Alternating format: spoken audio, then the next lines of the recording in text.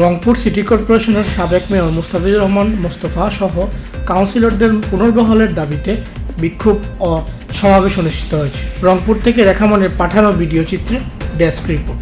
আজ দুপুরে রংপুর নগরীর শাপলা চত্বর থেকে একটি গণমিছিল নিয়ে নগরীর প্রধান সড়ক প্রদক্ষিণ করে সিটি কর্পোরেশনের সামনে এসে অবস্থান নেন তারা। এ সময় সাবেক কাউন্সিলর সহ স্থানীয় ও জাতীয় পার্টির নেতাকর্মী ও নারী কাউন্সিলর সহ কয়েক হাজার মানুষ অংশগ্রহণ করেন। মুস্তাফিজুর রহমান সাহেব যখন সিটি কর্পোরেশনের মেয়র ছিলেন, আমাদের যারা শ্রমিক শ্রেণী যারা আছে তারা প্রত্যেকেই কিছু না কিছু উপকৃত হয়েছে।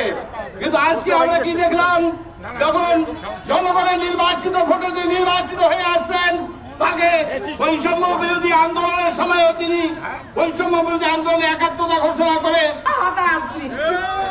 তাই করলো আমাদেরকে এই তত্ত্বাবধায়ক সরকার। বুঝলামই না আসলে আমার কি পিনের গুঁড়া খাইলাম না আমি বাসের গুঁড়া খাইলাম, আমি কিছুই বুঝলাম না। 4টায় মিটিং রাত 12টায় করে দিল আমাদেরকে আউট। এটা কি কোনো সংবিধান? এটা কি কোনো আইন?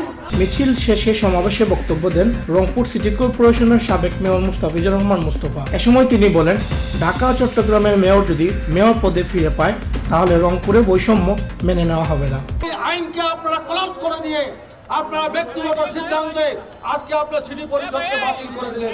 প্রিয় ভাইরা আমার, আমরা যদি ইতিহাস দেখি যে বাংলাদেশের জন্মলগ্ন থেকে অদ্যাবধি সরকার অনেক পরিবর্তন হয়েছে, অনেক সরকার গেছে, অনেক সরকার আসছে, কিন্তু কোন সরকার এই স্থানীয় সরকার প্রতিষ্ঠানের মধ্যে হাত দেয় নাই।